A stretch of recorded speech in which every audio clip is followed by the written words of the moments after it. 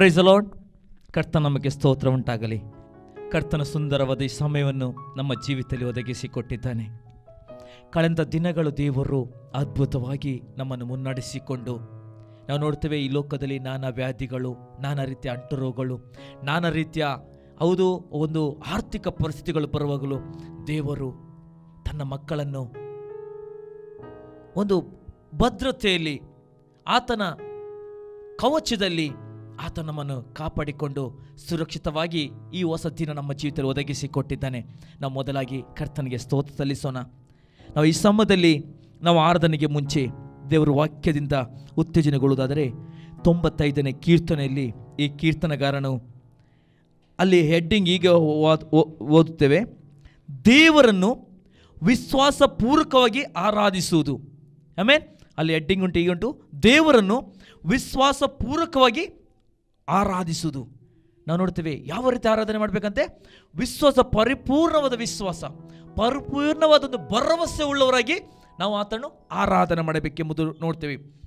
ಬನ್ನಿರಿ, ಯೆಹೋವನಿಗೆ ಉತ್ಸಾಹ ಧ್ವನಿಗೈಯುವ ನಮ್ಮ ರಕ್ಷಕನಾದ ಶರಣಿಗೆ ಜಯಘೋಷ ಮಾಡೋಣ. ಕೃತಜ್ಞ ಸ್ತುತಿಯೊಡನೆ ಆತನ ಸನ್ನಿಧಿಗೆ ಸೇರೋಣ. ಕೀರ್ತನೆಗಳಿಂದ ಆತನಿಗೆ ಜಯಘೋಷ ಮಾಡೋಣ. ಯೆಹೋವ ದೇವರು ಮಹಾದೇವರು, ಎಲ್ಲ ದೇವರುಗಳಲ್ಲೂ ಮಹಾರಾಜನು ಆಗಿದ್ದಾನೆ. ಭೂಮಿಯು ಅಗಾಧವು ಆತನ ಕೈಯಲ್ಲಿರುತ್ತದೆ, ಪರ್ವತ ಶಿಖರಗಳು ಆತನವೇ. ಆತನೇ ಸಮುದ್ರವನ್ನು ನಿರ್ಮಿಸಿದವನು, ಅದು ಆತನದ್ದೇ, ವನ ನೆಲವು ಆತನ ಕೈ ಕೆಲಸವೇ. ಬನ್ನಿರಿ, ನಮ್ಮ ನಿರ್ಮಾಣಿಕನಾದ ಯೆಹೋವನಿಗೆ ಸಾಷ್ಟಾಂಗವೇರಿ ಆರಾಧಿಸೋಣ. ಆತನು ನಮ್ಮ ದೇವರು, ನಾವು ಆತನು ಪಾಲಿಸುವ ಪ್ರಜೆ, ಆತನ ಕೈ ಕೆಳಗಿರುವ ಹಿಂಡು ಆಗಿದ್ದೇವೆ. ನೀವು ಈ ಹೊತ್ತು ಆತನ ಶಬ್ದಕ್ಕೆ ಕಿವಿಗೊಟ್ಟರೆ ಎಷ್ಟೋ ಒಳ್ಳೆಯದು. ಆಮೆನ್. ದೇವರು ಪದೇ ಪದೇ ಪದೇ ಪದೇ ಮಾತನಾಡುವಂಥ ದೇವರಾಗಿದ್ದಾನೆ.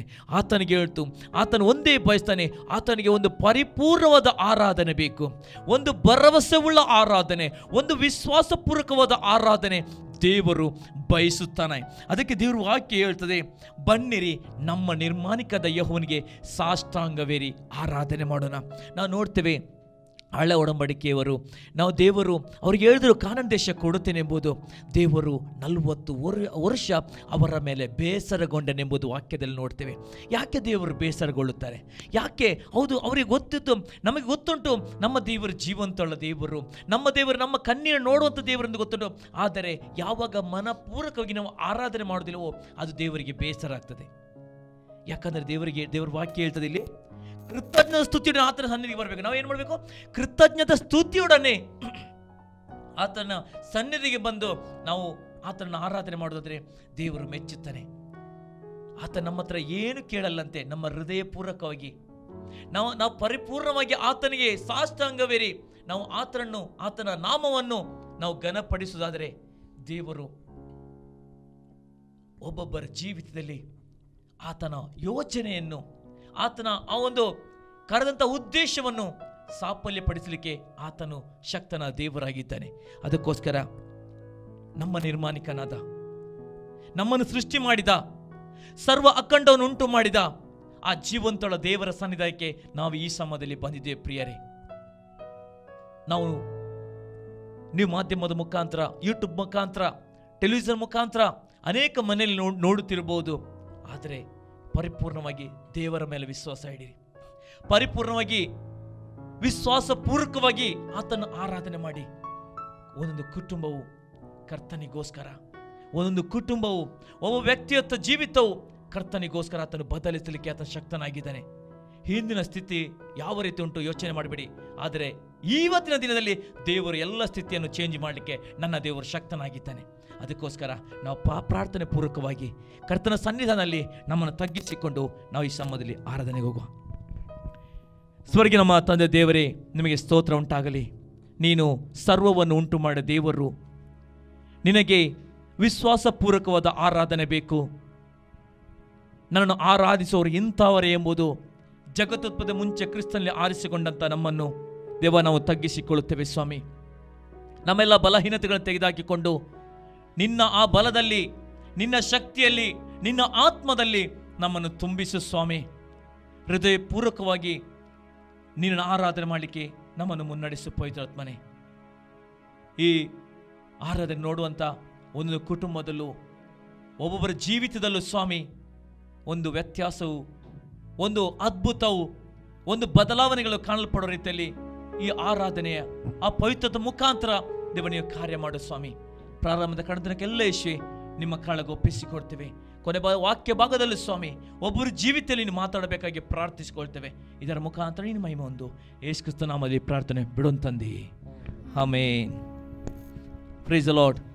ನಾವೆಲ್ಲರೂ ಎದ್ದು ನಿಂತುಕೊಂಡು ಈ ಸಮಯದಲ್ಲಿ ಯೇಸು ನಾಮ ಅತಿಶಯ ನಾಮ, ಪಾಪಿಗೆ ಇಂಪಾದ ನಾಮ, ಪಾಪಿಗೆ ಬಿಡುಗಡೆ ಕೊಡುವಂಥ ನಾಮ, ಪಾಪಿಯನ್ನು ರಕ್ಷಿಸುವಂಥ ನಾಮ, ಪಾಪಿಯನ್ನು ಆ ಒಂದು ಪರಲೋಕಕ್ಕೆ ಬಾಧ್ಯಸ್ಥನಿಗೆ ಮಾಡುವಂಥ ನಾಮ ಅದು ಯೇಸು ಕ್ರಿಸ್ತನ ನಾಮ. ಅದಕ್ಕೋಸ್ಕರ ನಾವೆಲ್ಲ ಈ ಸಮಯದಲ್ಲಿ ಕೈಗಳನ್ನು ತಟ್ಟುತ್ತಾ ಆತನ ಈ ಸಮಯದಲ್ಲಿ ಆರಾಧನೆ ಮಾಡೋಣ.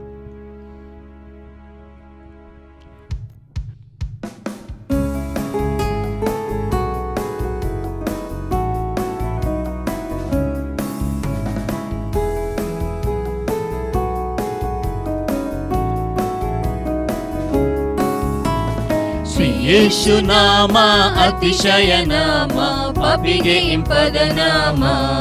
ಹಲ್ಲೆಲೂಯಾ. ಶ್ರೀ ಯೇಸು ನಾಮ ಅತಿಶಯ ನಾಮ, ಪಾಪಿಗೆ ಇಂಪದ ನಾಮ. ಪಾಪ ಪರಿಹಾರಕ್ಕಾಗಿ ಪಾಪಿಗಳ ಹುಡುಕಿ ಧರಣಿಗೆ ಬಂದ ನಾಮ. ಪಾಪ ಪರಿಹಾರಕ್ಕಾಗಿ ಪಾಪಿಗಳ ಹುಡುಕಿ ಧರಣಿಗೆ ಬಂದ ನಾಮ. ಪಾಪರಹಿತ ಜೀವಿತದ ಮಾದರಿಯ ತೋರಿಸಿದ, ಪಾಪರಹಿತ ಜೀವಿತದ ಮಾದರಿಯ ತೋರಿಸಿದ ಪರಿಶುದ್ಧ ಪುಣ್ಯ ನಾಮ. ಹಲ್ಲೆಲೂಯಾ. ಶ್ರೀ ಯೇಸು ನಾಮ ಅತಿಶಯ ನಾಮ, ಪಾಪಿಗೆ ಇಂಪದ ನಾಮ. ಹಲ್ಲೆಲೂಯಾ. ಶ್ರೀ ಯೇಸು ನಾಮ ಅತಿಶಯ ನಾಮ, ಪಾಪಿಗೆ ಇಂಪದ ನಾಮ. ಎಲ್ಲ ನಾಮದಲ್ಲೂ ಮೇಲಾದ ನಾಮ ಯೇಸುವಿನ ದಿವ್ಯ ನಾಮ. ಎಲ್ಲ ನಾಮದಲ್ಲೂ ಮೇಲಾದ ನಾಮ ಯೇಸುವಿನ ದಿವ್ಯ ನಾಮ. ಸರ್ವ ಜನರೆಲ್ಲ ಅಡ್ಡ ಬಿದ್ದು ಸ್ತೋತ್ರ ಮಾಡಿ, ಸರ್ವ ಜನರೆಲ್ಲ ಅಡ್ಡ ಬಿದ್ದು ಸ್ತೋತ್ರ ಮಾಡಿ ಹರ್ಷದಿಂದ ಹಾಡುವ ನಾಮ. ಹಲ್ಲೆಲೂಯಾ. ಶ್ರೀ ಯೇಸು ನಾಮ ಅತಿಶಯ ನಾಮ, ಪಾಪಿಗೆ ಇಂಪದ ನಾಮ. ಹಲ್ಲೆಲೂಯಾ. ಶ್ರೀ ಯೇಸು ನಾಮ ಅತಿಶಯ ನಾಮ, ಪಾಪಿಗೆ ಇಂಪದ ನಾಮ. ಲೆಕ್ಕವಿಲ್ಲದಷ್ಟು ಪಾಪ ನನ್ನಿಂದ ತೆಗೆಯಲು ನನಗಾಗಿ ಬಂದ ನಾಮ. ಲೆಕ್ಕವಿಲ್ಲದಷ್ಟು ಪಾಪ ನನ್ನಿಂದ ತೆಗೆಯಲು ನನಗಾಗಿ ಬಂದ ನಾಮ. ಅನ್ಯನೆಂದು ತಳ್ಳದೆನ್ನ ಧನ್ಯನಾಗಿ ಮಾಡಲು ಬಂದ, ಅನ್ಯನೆಂದು ತಳ್ಳದೆನ್ನ ಧನ್ಯನಾಗಿ ಮಾಡಲು ಬಂದ ಉನ್ನತ ಪುಣ್ಯ ನಾಮ. ಹಲ್ಲೆಲೂಯಾ. ಶ್ರೀ ಯೇಸು ನಾಮ ಅತಿಶಯ ನಾಮ, ಪಾಪಿಗೆ ಇಂಪದ ನಾಮ. ಹಲ್ಲೆಲೂಯಾ. ಶ್ರೀ ಯೇಸು ನಾಮ ಅತಿಶಯ ನಾಮ, ಪಾಪಿಗೆ ಇಂಪದ ನಾಮ. ಭೂತ ಬಾಧಿತರಿಗೆ ನರ ರೋಗಿಗಳಿಗೆ ಸ್ವಸ್ಥ ಮಾಡುವಂತ ನಾಮ. ಭೂತ ಬಾಧಿತರಿಗೆ ನರ ರೋಗಿಗಳಿಗೆ ಸ್ವಸ್ಥ ಮಾಡುವಂತ ನಾಮ. ಕುರುಡರಿಗೂ ಕುಂಟರಿಗೂ ಕುಷ್ಠರೋಗಿಗಳಿಗೆಲ್ಲ, ಕುರುಡರಿಗೂ ಕುಂಟರಿಗೂ ಕುಷ್ಠರೋಗಿಗಳಿಗೆಲ್ಲ ಬಿಡುಗಡೆ ಕೊಡುವ ನಾಮ. ಹಲ್ಲೆಲೂಯಾ. ಶ್ರೀ ಯೇಸು ನಾಮ ಅತಿಶಯ ನಾಮ, ಪಾಪಿಗೆ ಇಂಪದ ನಾಮ. ಹಲ್ಲೆಲೂಯಾ. ಶ್ರೀ ಯೇಸು ನಾಮ ಅತಿಶಯ ನಾಮ, ಪಾಪಿಗೆ ಇಂಪದ ನಾಮ. ಎಲ್ಲ ನಾಮದಲ್ಲೂ ಮೇಲಾದ ನಾಮ ಯೇಸುವಿನ ದಿವ್ಯ ನಾಮ. ಎಲ್ಲ ನಾಮದಲ್ಲೂ ಮೇಲಾದ ನಾಮ ಯೇಸುವಿನ ದಿವ್ಯ ನಾಮ. ಸರ್ವ ಜನರೆಲ್ಲ ಅಡ್ಡ ಬಿದ್ದು ಸ್ತೋತ್ರ ಮಾಡಿ, ಸರ್ವ ಜನರೆಲ್ಲ ಅಡ್ಡ ಬಿದ್ದು ಸ್ತೋತ್ರ ಮಾಡಿ ಹರ್ಷದಿಂದ ಹಾಡುವ ನಾಮ. ಹಲ್ಲೆಲೂಯಾ. ಶ್ರೀ ಯೇಸು ನಾಮ ಅತಿಶಯ ನಾಮ, ಪಾಪಿಗೆ ಇಂಪದ ನಾಮ. ಹಲ್ಲೆಲೂಯಾ. ಶ್ರೀ ಯೇಸು ನಾಮ ಅತಿಶಯ ನಾಮ, ಪಾಪಿಗೆ ಇಂಪದ ನಾಮ. ಭೂತ ಬಾಧಿತರಿಗೆ ನಾನಾ ರೋಗಿಗಳಿಗೆ ಸ್ವಸ್ಥ ಮಾಡುವಂತ ನಾಮ. ಬಾಧಿತರಿಗೆ ನಾನಾ ರೋಗಿಗಳಿಗೆ ಸ್ವಸ್ಥ ಮಾಡುವಂತ ನಾಮ. ಕುರುಡರಿಗೂ ಕುಂಟರಿಗೂ ಕುಷ್ಠರೋಗಿಗಳಿಗೆಲ್ಲ, ಕುರುಡರಿಗೂ ಕುಂಟರಿಗೂ ಕುಷ್ಠರೋಗಿಗಳಿಗೆಲ್ಲ ಬಿಡುಗಡೆ ಕೊಡುವ ನಾಮ. ಹಲ್ಲೆಲೂಯ ಶ್ರೀ ಯೇಸು ನಾಮ ಅತಿಶಯ ನಾಮ, ಪಾಪಿಗೆ ಇಂಪಾದ ನಾಮ. ಹಲ್ಲೆಲೂಯ ಶ್ರೀ ಯೇಸು ನಾಮ ಅತಿಶಯ ನಾಮ, ಪಾಪಿಗೆ ಇಂಪಾದ ನಾಮ.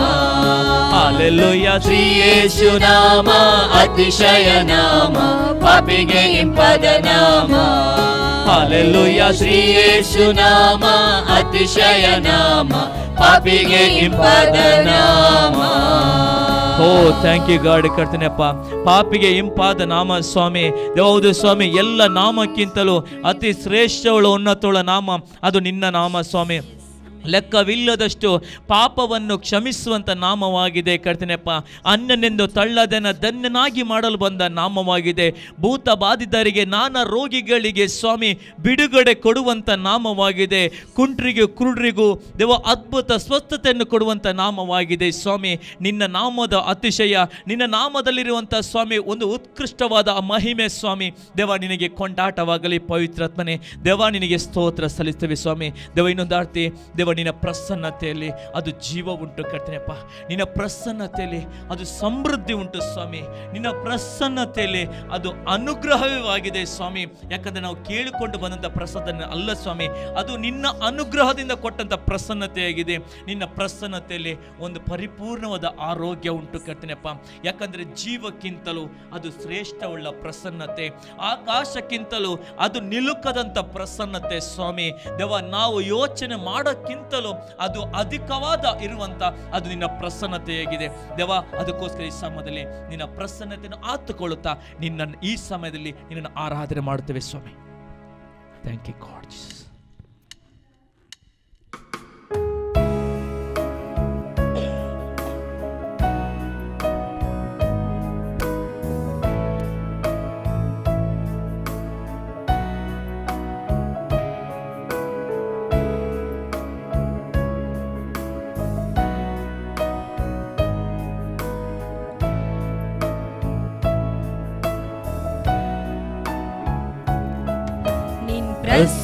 ಪ್ರಸನ್ನತೆಯಲ್ಲಿ ನನ್ ಜೀವವಿದೆ, ನಿನ್ ಪ್ರಸನ್ನತೆಯಲ್ಲಿ ನನ್ ಸಮೃದ್ಧಿ ಇದೆ.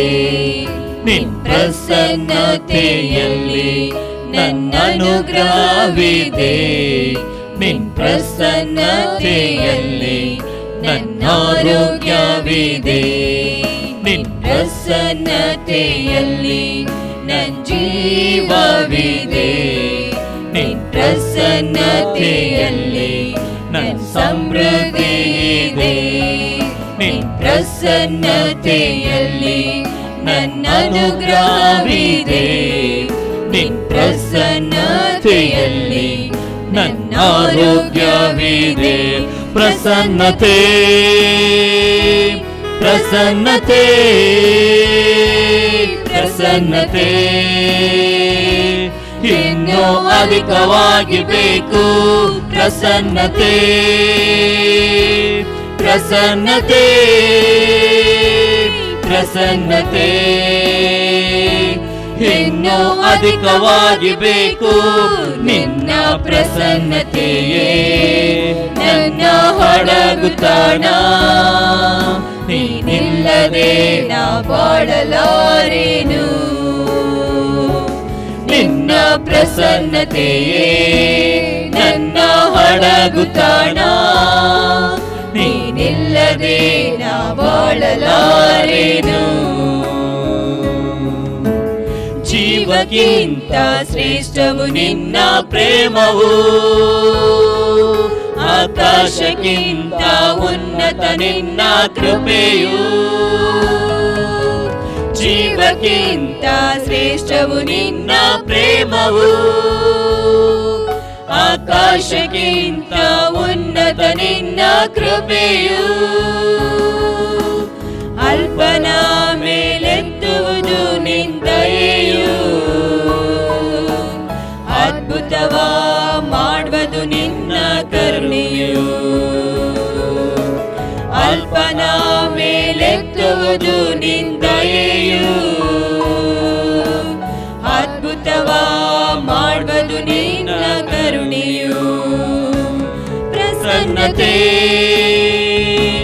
ಪ್ರಸನ್ನತೆ ಪ್ರಸನ್ನತೆ ಇನ್ನೂ ಅಧಿಕವಾಗಿ ಬೇಕು. ಪ್ರಸನ್ನತೆ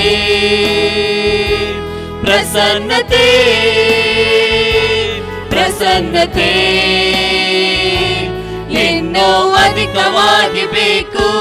ನಿನ್ನ ಪ್ರಸನ್ನತೆಯೇ ನನ್ನ ಹಡಗು ತಾಣ, ನೀನಿಲ್ಲದೆ ನಾ ಬಾಳಲಾರೆನು. ನಿನ್ನ ಪ್ರಸನ್ನತೆಯೇ ನನ್ನ ಹಡಗು ತಾಣ, ನೀನಿಲ್ಲದೆ ನಾ ಬಾಳಲಾರೆನು. ಅಲೆಗಳು ಅಡಗಿದವು ನಿನ್ನ ಪ್ರಸನ್ನತೆಗೆ, ಬಿರುಗಾಳಿಯು ಶಾಂತವಾಯಿತು ನಿನ್ನ ಪ್ರಸನ್ನತೆಗೆ. ಅಲೆಗಳು ಅಡಗಿದವು ನಿನ್ನ ಪ್ರಸನ್ನತೆಗೆ, ಬಿರುಗಾಳಿಯು ಶಾಂತವಾಯಿತು ನಿನ್ನ ಪ್ರಸನ್ನತೆಗೆ. ಎಲ್ಲ ಪರಿಸ್ಥಿತಿ ಬದಲಾವದು ನಿನ್ನ ಮಾತಿಗೆ, ನಿನ್ನ ಒಂದು ಮಾತು ಸಾಕು ನನ್ನ ಬಾಳಿಗೆ. ಎಲ್ಲ ಪರಿಸ್ಥಿತಿ ಬದಲಾವದು ನಿನ್ನ ಮಾತಿಗೆ,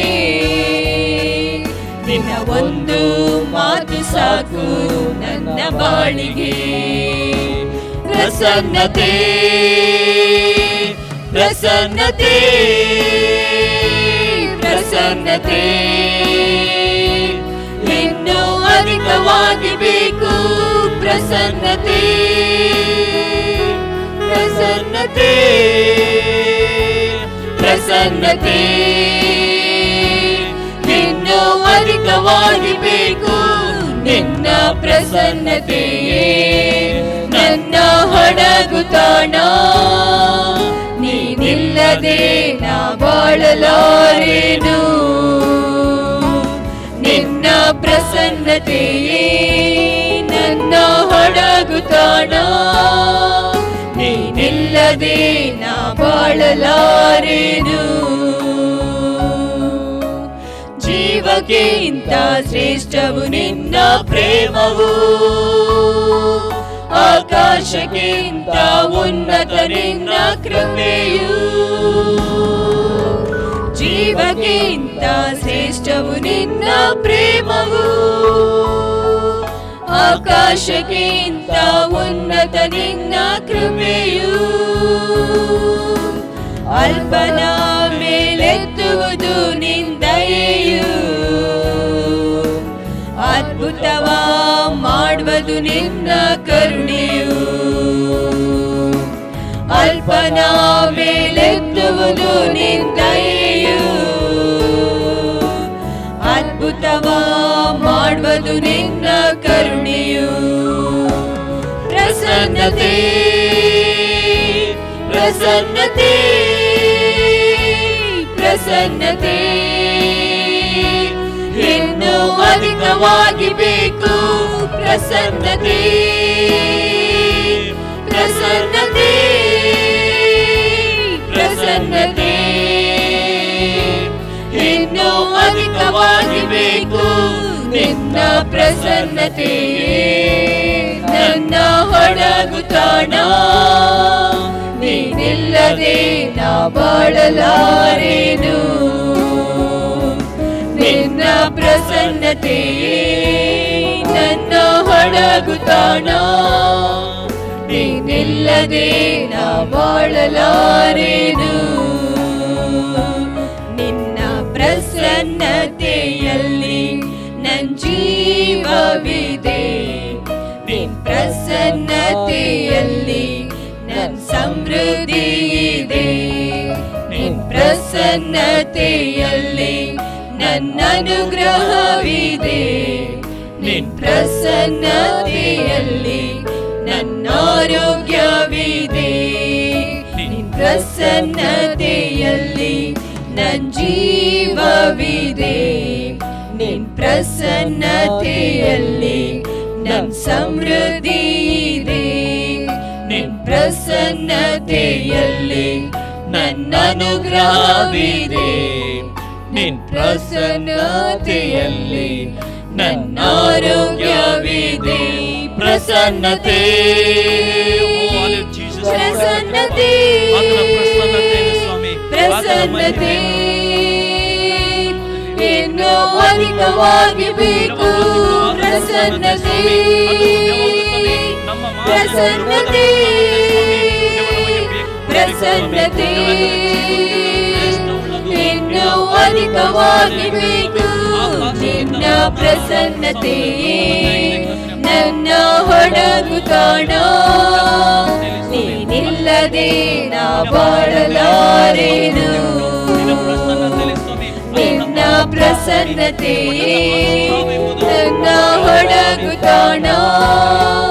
ನೀನಿಲ್ಲದೆ ನಾ ಬಾಳಲಾರೆನು. ನಿನ್ನ ಪ್ರಸನ್ನತೆ ನನ್ನ ಹೊಡಗು ತಾಣ.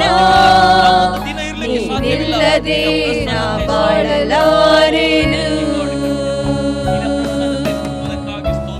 ನಿನ್ನ ಪ್ರಸನ್ನತೆ ನಮ್ಮನ್ನು ತುಂಬಿದಕ್ಕಾಗಿ ಸ್ತೋತ್ರ ಸಲ್ಲಿಸುತ್ತೇವೆ. ಯಾಕಂದ್ರೆ ಪ್ರಸನ್ನತೆ ಇಲ್ಲದೆ ನಾವು ಏನು ಮಾಡ್ಲಿಕ್ಕೂ ಸಾಧ್ಯವಿಲ್ಲ. ನಾವು ಏನು ಮಾಡ್ಲಿಕ್ಕೂ ಸಾಧ್ಯವಿಲ್ಲ ಕಣ್ರಪ್ಪ. ನಾವು ಇವತ್ತು ಜೀವಿಸುವುದು, ನಾವು ಇವತ್ತು ಬದುಕುವುದು, ನಾವು ಜೀವಂತವಾಗಿರುವುದು ನಿನ್ನ ಪ್ರಸನ್ನತೆಯಲ್ಲಿ ಸ್ವಾಮಿ. ನಿನ್ನ ಪ್ರಸನ್ನತೆ ನಮ್ಮನ್ನು ಒಂದು ನಿಲ್ಲಿಸಕ್ಕಾಗಿ ಸ್ತೋತ್ರ ಸಲ್ಲಿಸುತ್ತೇವೆ ಸ್ವಾಮಿ. ದೇವ, ನಾವು ಕೊನೆಯದಾಗಿ ನಿನ್ನನ್ನೊಬ್ಬ ನಾವು ಆರಾಧನಿಸ್ತೀವ, ನಿನ್ನನ್ನೊಬ್ಬ ನಾವು ಆರಾಧಿಸುತ್ತೇವೆ, ನಿನ್ನನ್ನೇ ಆರಾಧಿಸುತ್ತಾ. ಯಾಕಂದರೆ ಒಳ್ಳೆ ಕುರುಬನಾಗಿದ್ದಿ, ಒಳ್ಳೆ ಯಾಜಕನಾಗಿದ್ದಿ, ಒಳ್ಳೆ ಸಮರ್ಯನಾಗಿದ್ದಿ, ನನ್ನ ಪ್ರಿಯ ನೀನು ಯೇಸುವಾಗಿದ್ದಿ. ಅದಕ್ಕೋಸ್ಕರ ನಿನ್ನನ್ನೇ ನಾವು ಒಬ್ಬರನ್ನೇ ಆರಾಧನೆ ಮಾಡ್ತೀವಿ ಸ್ವಾಮಿ. ನಿನಗೊಬ್ಬನಿಗೆ ನಾವು ಮಹಿಮೆಯನ್ನು ಸಲ್ಲಿಸ್ತೇವೆ, ನಿನಗೊಬ್ಬನಿಗೆ ನಾವು ನಿನ್ನನ್ನು ಕೊಂಡಾಡ್ತೇವೆ ಕರ್ತವ್ಯ.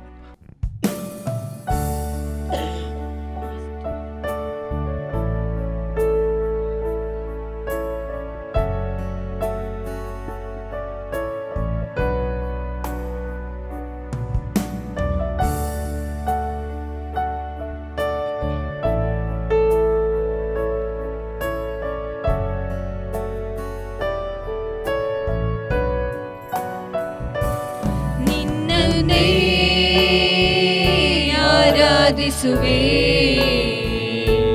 ನಿನ್ನನ್ನೇ ಆರಾಧಿಸುವೆ, ನಿನ್ನನ್ನೇ ಆರಾಧಿಸುವೆ, ನಿನ್ನನ್ನೇ ಆರಾಧಿಸುವೆ. ಒಳ್ಳೆ ಕುರುಬ, ಒಳ್ಳೆ ಯಾಜಕ, ಒಳ್ಳೆ ಸಮರ್ಯನೇ ನನ್ನ ಪ್ರಿಯ ಯೇಸುವೆ.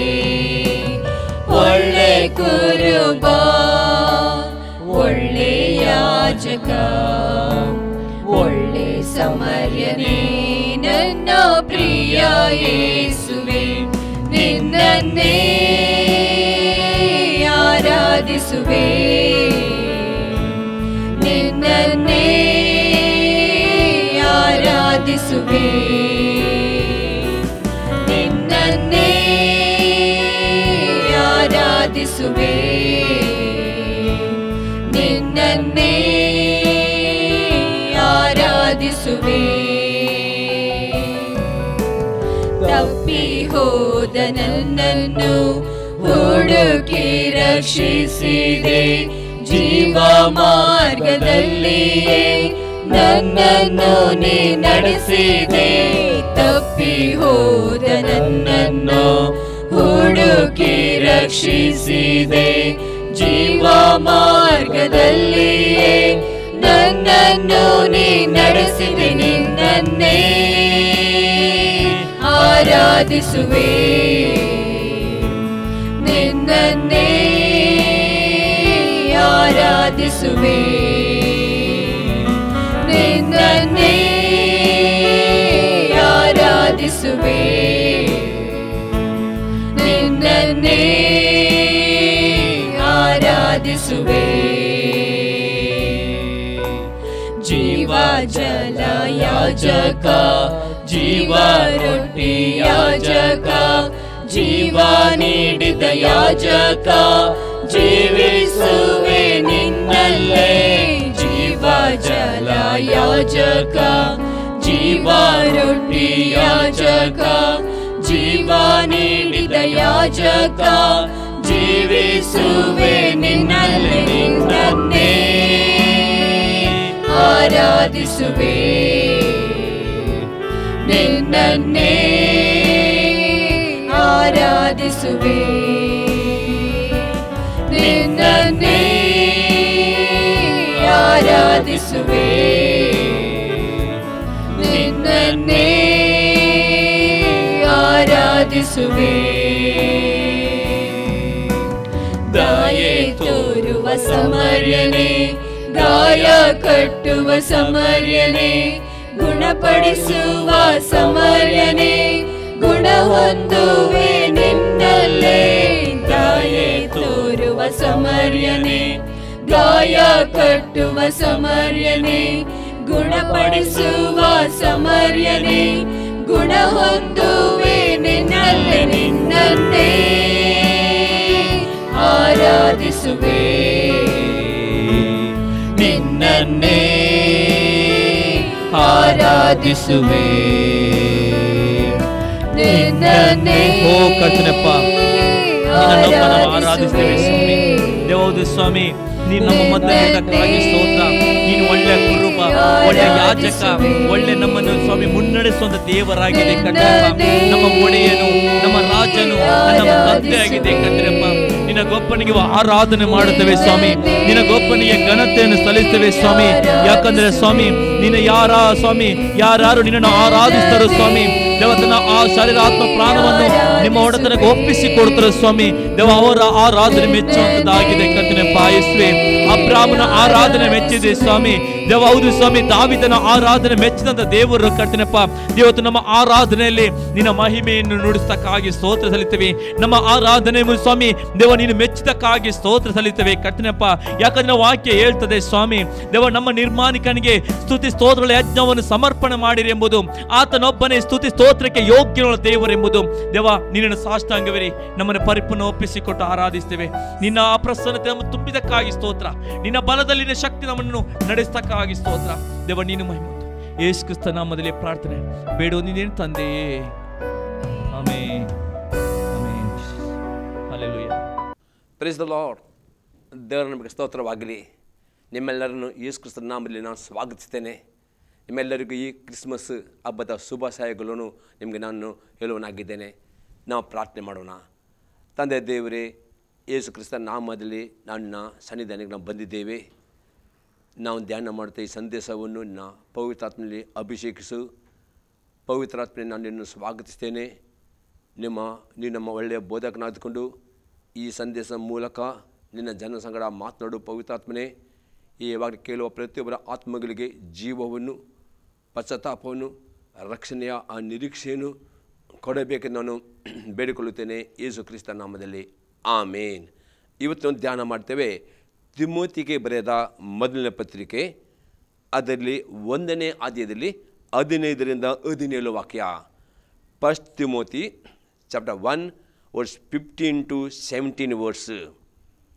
ಕ್ರಿಸ್ತ ಯೇಸು ಪಾಪಿಗಳನ್ನು ರಕ್ಷಿಸುವುದಕ್ಕೋಸ್ಕರ ಈ ಲೋಕಕ್ಕೆ ಬಂದನು ಎಂಬ ವಾಕ್ಯವು ನಂಬತಕ್ಕದಾಗಿಯೂ ಸರ್ವಾಂಗೀಕಾರಕ್ಕೆ ಯೋಗ್ಯವಾಗಿಯೂ ಅದೇ. ಇಲ್ಲಿ ಅಪೊಸ್ತಲ ಪೌಲ ಹೇಳ್ತಾನೆ, ಇವತ್ತು ಇಡೀ ಲೋಕದಲ್ಲಿ ಕ್ರಿಸ್ಮಸ್ ಹಬ್ಬವನ್ನು ಆಚರಿಸ್ತಾರೆ. ಇದು ಯಾಕೆಂದರೆ ಯೇಸು ಕ್ರಿಸ್ತನು 2023 ವರ್ಷದ ಮುಂಚೆ ಈ ಮೂಲಕ್ಕೆ ಬಂದದ್ದು ನಿಜ. ಇದನ್ನು ಅಂಗೀಕಾರ ಮಾಡಬೇಕಾದ ಸತ್ಯ ಸಂದೇಶ ಎಂಬುದಾಗಿ ಇಲ್ಲಿ ಅಪೊಸ್ತಲ ಪೌಲ ಹೇಳ್ತಾನೆ, ಕ್ರಿಸ್ತ ಯೇಸು ಪಾಪಿಗಳನ್ನು ರಕ್ಷಿಸೋದಕ್ಕೋಸ್ಕರ ಈ ಲೋಕಕ್ಕೆ ಬಂದನು ಎಂಬ ವಾಕ್ಯವು ನಂಬತಕ್ಕದಾಗಿಯೂ ಸರ್ವಾಂಗೀಕಾರಕ್ಕೆ ಯೋಗ್ಯವಾದುದು ಆಗಿಯೂ ಅದೇ. ಆ ಪಾಪಿಗಳಲ್ಲಿ ನಾನೇ ಮುಖ್ಯನು. ಆದರೆ ಇನ್ನು ಮುಂದೆ ನಿತ್ಯ ಜೀವಕ್ಕಾಗಿ ತನ್ನ ಮೇಲೆ ನಂಬಿಕೆಯಿಡುವವರಿಗೆ ತನ್ನ ದೀರ್ಘಶಾಂತಿಯ ದೃಷ್ಟಾಂತವಿರಬೇಕೆಂದು ಕ್ರಿಸ್ತ ಯೇಸು ಮುಖ್ಯ ಪಾಪಿಯಾದ ನನ್ನನ್ನು ಕರುಣಿಸಿ ನನ್ನಲ್ಲಿ ತನ್ನ ಪೂರ್ಣ ದೀರ್ಘ ಶಾಂತಿಯನ್ನು ತೋರ್ಪಡಿಸಿದನು. ಸರ್ವಯುಗಗಳ ಅರಸನು ನಿರ್ಲಯನು ಅದೃಶ್ಯನೂ ಆಗಿರುವ ಏಕದೇವರಿಗೆ ಯುಗ ಯುಗಾಂತರಗಳಲ್ಲಿಯೂ ಮಾನ ಪ್ರಭಾವಗಳಿರಲಿ. ಆಮೇನ್. ಇಲ್ಲಿ ಅತಿ ಸ್ಪಷ್ಟವಾಗಿರ್ತಾನೆ, ಪಾಪಿಯಾದ ನನ್ನನ್ನು ಯೇಸು ಕ್ರಿಸ್ತನು ರಕ್ಷಿಸೋದಕ್ಕೋಸ್ಕರವಾಗಿ 2023 ವರ್ಷದ ಮೊದಲು ಯೇಸು ಕ್ರಿಸ್ತನು ಈ ಭೂಮಿಗೆ ಬಂದದ್ದು ನಿಜ. ಆತನು ಬಂದದ್ದು ಪ್ರತಿಯೊಬ್ಬ ಮನುಷ್ಯರನ್ನು ಪಾಪದಿಂದ ಬಿಡಿಸಿಕೊಂಡು ನಿತ್ಯ ಜೀವವನ್ನು ಕೊಡುವುದಕ್ಕೆ ಯೇಸು ಕ್ರಿಸ್ತನು ಈ ಲೋಕಕ್ಕೆ ಬಂದನೆಂಬುದೇ ಅಪೊಸ್ತಲ ಪೌಲನು ಹೇಳ್ತಾನೆ. ಅದಕ್ಕೋಸ್ಕರ ಪ್ರಿಯರೇ, ಇವತ್ತು ಯೇಸು ಕ್ರಿಸ್ತ ಬಂದ ಒಂದೇ ಉದ್ದೇಶವಾಗಿದೆ. ದೇವರು ಈ ಲೋಕ ಇಷ್ಟೂ ಪ್ರೀತಿ ಮಾಡಿ ತನ್ನ ಒಬ್ಬನೇ ಮಗನನ್ನು ಕೊಟ್ಟವನು. ಹಾಗಾದರೆ ಯಾರ್ಯಾರು ಯೇಸು ಕ್ರಿಸ್ತನನ್ನು ತನ್ನ ಕರ್ತನು ಒಡೆಯನೆಂದು ಅಂಗೀಕಾರ ಮಾಡುತ್ತಾರೋ ಮತ್ತು ಆತನ ವಾಕ್ಯಕ್ಕೆ ವಿಧೇಯರಾಗಿ ನಡೆಯುತ್ತಾರೋ, ಯಾರು ಯೇಸು ಕ್ರಿಸ್ತನ ನಂಬಿಕಿಟ್ಟು ನೀರಿನ ಮುಳುಗಿ ದೀಕ್ಷೆಯನ್ನು ತೆಗೆದುಕೊಳ್ಳುತ್ತಾರೋ ಅವರು ಯಾರು ನಿತ್ಯ ನರಕದ ಬೆಂಕಿಗೆ ಅವರು ಹೋಗಬಾರದು. ಅವರೆಲ್ಲರಿಗೂ ನಿತ್ಯ ಜೀವ ಸಿಗಬೇಕೆಂಬುದಾಗಿ ಯೇಸು ಕ್ರಿಸ್ತ ಬಂದನು.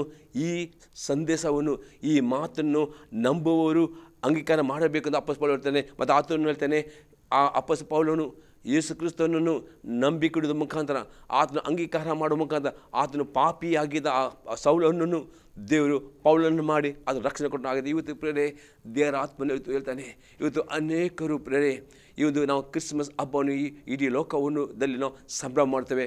ಯಾಕಂದರೆ ಯೇಸು ಕ್ರಿಸ್ತ ಬಂದದ್ದು ನಿಜವಾಗಿದೆ, ಅದನ್ನು ಅಂಗೀಕಾರ ಮಾಡಬೇಕು. ಆದರೆ ಈ ಒಂದು ದಿನ ಮಾತ್ರ ಹಬ್ಬ ಅಲ್ಲ ಪ್ರೇರೆ, ಪ್ರತಿ ದಿವಸ ಆ ಯೇಸು ಕ್ರಿಸ್ತನು ನಿಮ್ಮ ಆತ್ಮದಲ್ಲಿ ಆತನು ವಾಸ ಮಾಡಬೇಕು, ನಿಮ್ಮ ಆತ್ಮದಲ್ಲಿ ಆತನು ಬಿಡಾರ ಮಾಡಬೇಕು. ಯಾವಾಗ ನೀವು ಯೇಸು ಕ್ರಿಸ್ತನನ್ನು ನಿಮ್ಮ ಕರ್ತನು ಒಡೆಯನೆಂದು ಅಂಗೀಕಾರ ಮಾಡಿದ ಅದೇ ದಿನ ನಿಮಗೆ ಅದು ಕ್ರಿಸ್ಮಸ್. ಅಂದರೆ ಯೇಸು ಕ್ರಿಸ್ತನು ನಿಮ್ಮ ಆತ್ಮದಲ್ಲಿ ಬರುವಾಗ ಅದು ನಿಮ್ಮ ಆತ್ಮದಲ್ಲಿ ಹುಟ್ಟುತ್ತಾನೆ, ನಿಮ್ಮ ಆತ್ಮಕ್ಕೆ ಅದು ಪುನರ್ಜನ್ಮ ಕೊಡ್ತಾನೆ. ಆ ದಿನದಿಂದ ಆ ಯೇಸು ಕ್ರಿಸ್ತನು ಆ ಪ್ರೀತಿನೂ ಅನುಭವ ಮಾಡಲಿಕ್ಕೆ ಸಾಧ್ಯವಾಗುತ್ತೆ.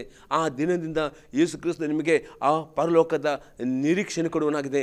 ಆ ನಿರೀಕ್ಷೆ ಹೊಂದಬೇಕಾದ್ರೆ ಏನು ಮಾಡಬೇಕು ಪ್ರೇರೆ? ನಾನು 4 ಸಂಘ ನೋಡ್ತೇವೆ.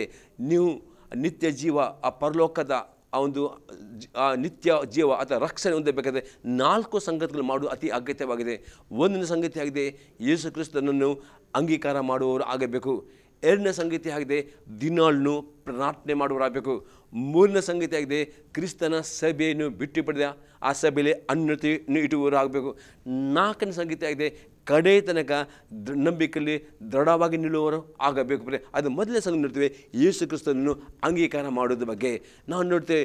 ಯೋನ ಬರೆದ ಸುವಾರ್ತೆ 1ನೇ ಅಧ್ಯಾಯದಲ್ಲಿ 12 ಮತ್ತು 13ನೇ ವಾಕ್ಯ.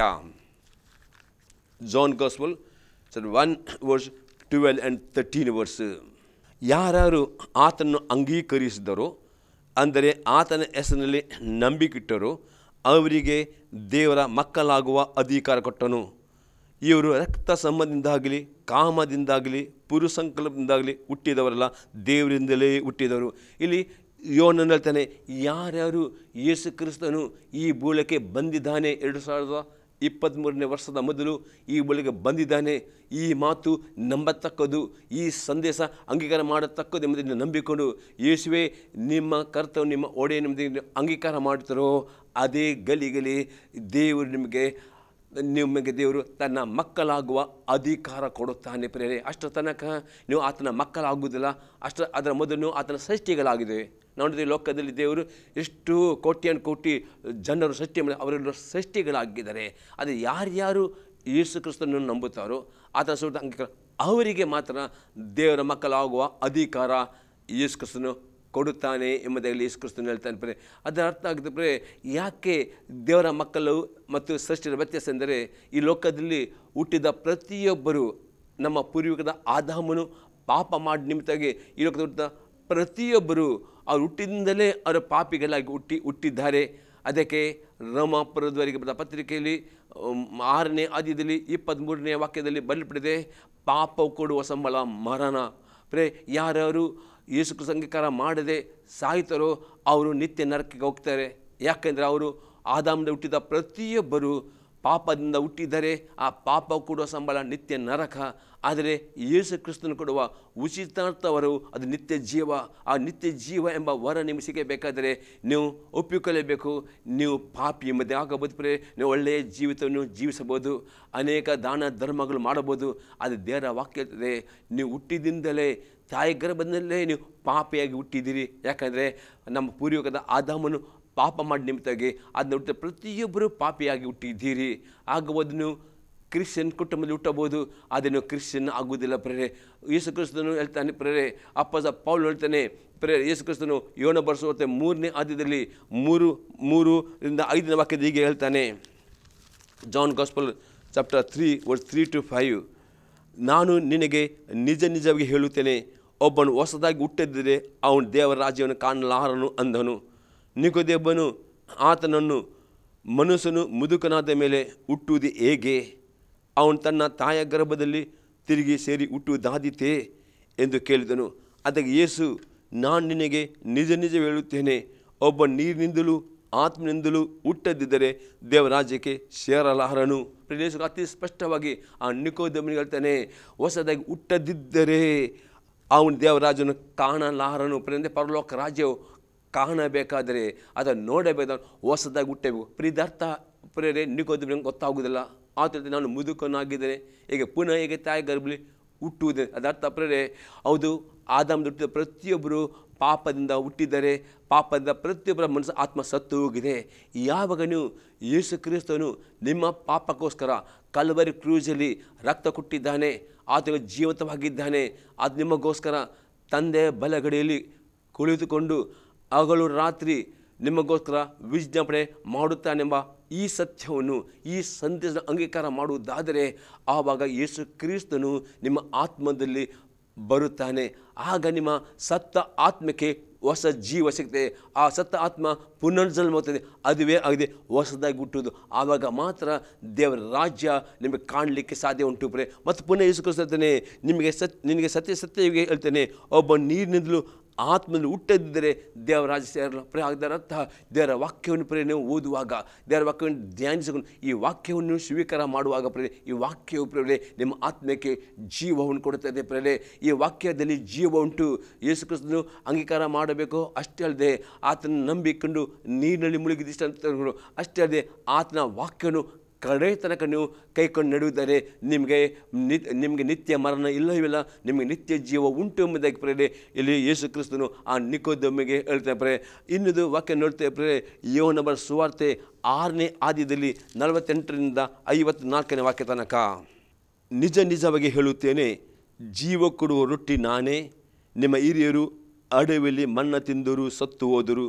ಪರಲೋಕದಿಂದ ಇಳಿದು ಬರುವ ರೊಟ್ಟಿ ಎಂಥದ್ದೆಂದರೆ ಅದು ತಿಂದವನು ಸಾಯುವುದಿಲ್ಲ.